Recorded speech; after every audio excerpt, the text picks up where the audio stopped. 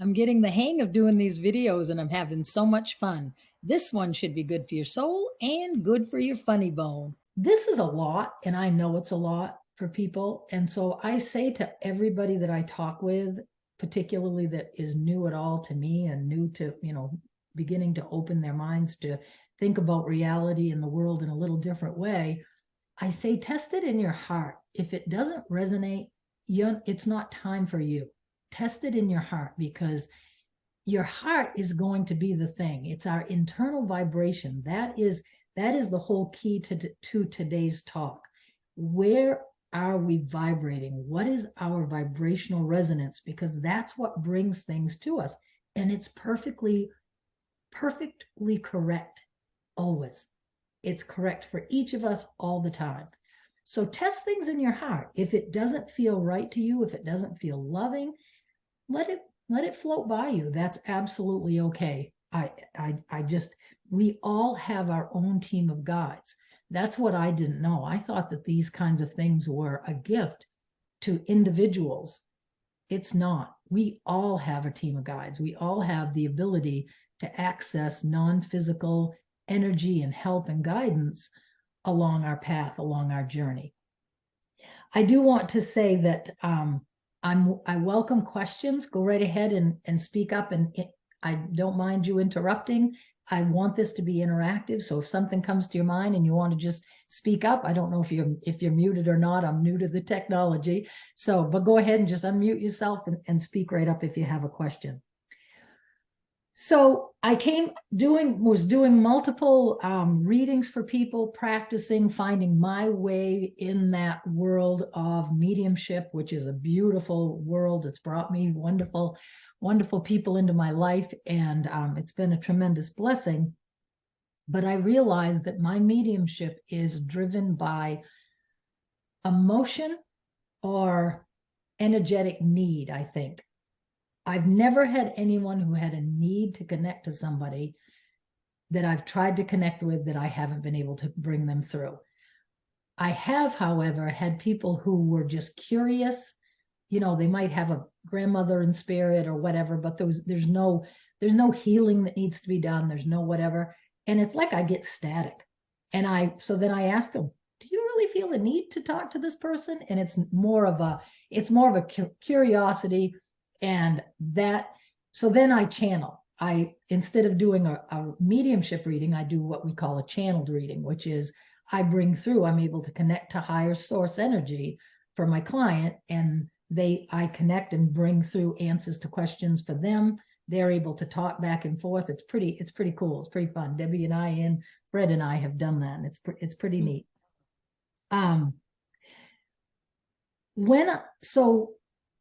In the beginning of August, I think it was, I got the motivation and inspiration to write a book.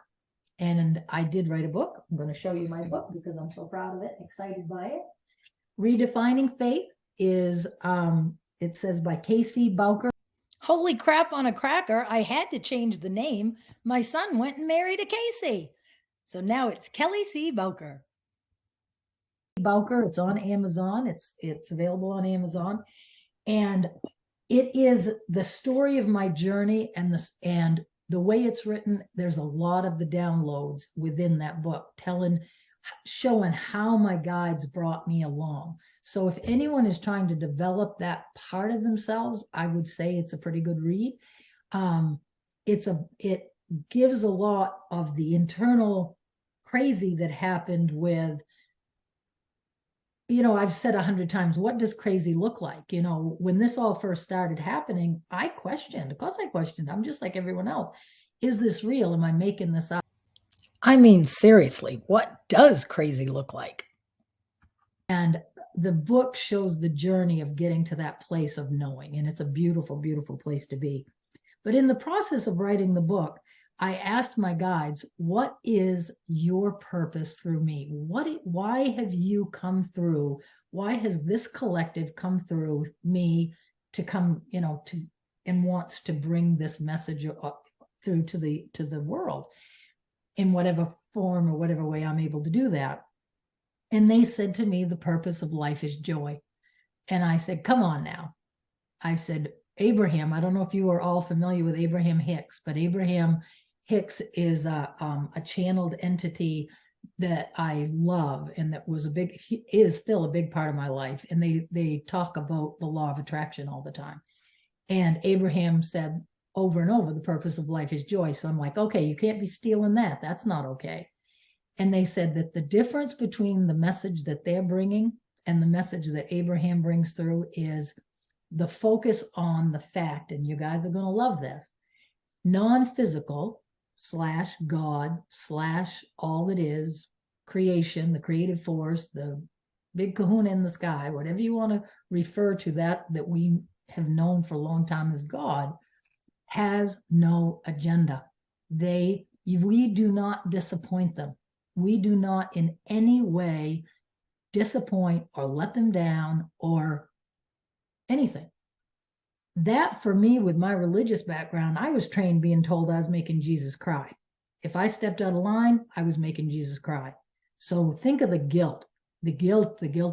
You know, I mean, there's not a soul that I talk to that doesn't talk about living with the guilt of not being enough, not being good enough, not doing it right. What my guides tell us, and by the way, my guide's name is Lacroose, and I have come to know in time that it stands for the cross. And I don't know why it stands for that, but I know that it does. And when I was a little girl and I was scared and I was lonesome or I was whatever, I had a cross that I would actually hang on to and go to sleep with. And I'm talking a little girl. And I just clung to that cross, and it gave me a lot of comfort as a child because I was very lonely. And so my guide's name is Lacroose, and their purpose is for me to get through to the world in whatever way that I can. There's no doing it wrong in any particular moment. So that brings us to talking about joy. So I decided I wanted to do a webinar, or whatever one would call this, a Zoom call.